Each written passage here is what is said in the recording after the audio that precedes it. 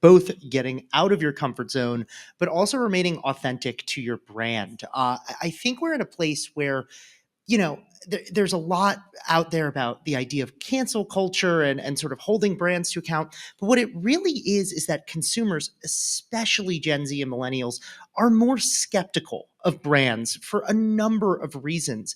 And so sometimes, in addition to doing political campaigns, I also lead our advocacy consulting practice.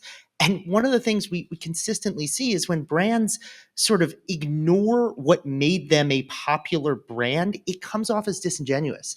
Doritos, that was a phenomenal presentation. You can tell that idea of being a disruptor, that is authentically Doritos. It's not something like, oh, this is another ad campaign.